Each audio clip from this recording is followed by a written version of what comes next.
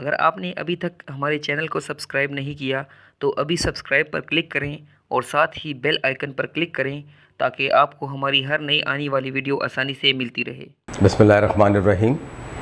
ناظرین، آج ہم آپ کو ایک ایسی بیماری کے بارے میں بتاتے ہیں کہ جسے اردو میں ذیابیطس، انگریزی میں ڈائبٹیز اور پشتو میں شکر بیماری کہتے ہیں۔ اس کی 3 بڑی قسمیں ہیں۔ نمبر 1 وہ ڈائبٹیز جو کہ بچپن میں ہوتی ہے، جو کہ آٹو امیون ڈیزیز کی ہوتی ہے، جس سے کہ لبلبے کے سیل ٹوٹلی کسی بیماری یا اندرونی بیماری سے ختم ہو جاتے ہیں اور اس کو ہم بیٹا سیل کہتے ہیں۔ دوسرا جو ہے وہ بیماری جو کہ ادھیڑ عمر میں یا درمیانی عمر سے شروع ہوتی ہے، جس میں کہ عموماً خاندانی موروثی عوامل اور اس کے ساتھ ہی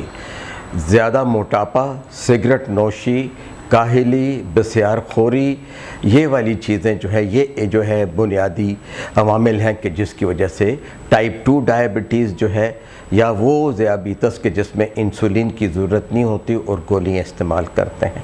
تیسری قسم وہ ڈائبٹیز ہے، وہ شوگر کی بیماری ہے جو کہ حاملہ عورتوں کو ہو جاتی ہے، جسے ہم جسٹیشنل ڈائبٹیز یا حاملہ عورتوں کی ذیابیطس کہتے ہیں۔ بدقسمتی سے بچہ پیدا ہو جانے کے بعد بھی اگر دوسرے بچے کے دوران بھی یہ بیماری ہو تو عموماً ایسی خواتین زچگی کے بعد بھی ذیابیطس کی مستقل مریض بن جاتی ہیں۔ پاکستان کے اندر جو ہے یہ بیماری اس وقت لگ بھگ جو کہ لوگ ڈائیگنوز ہیں، جن کی تشخیص ہو چکی ہے،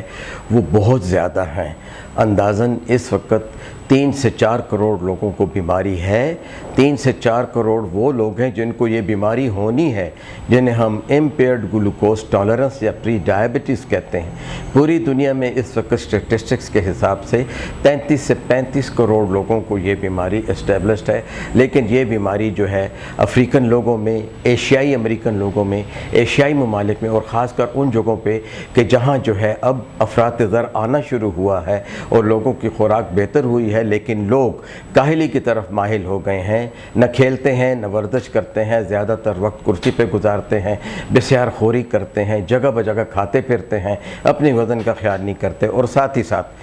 مشرقی ممالک میں پان، گٹکا، سگریٹ اور یورپی ممالک میں شراب کی وجہ سے یہ مرض جو ہے بڑھتا چلا جا رہا ہے۔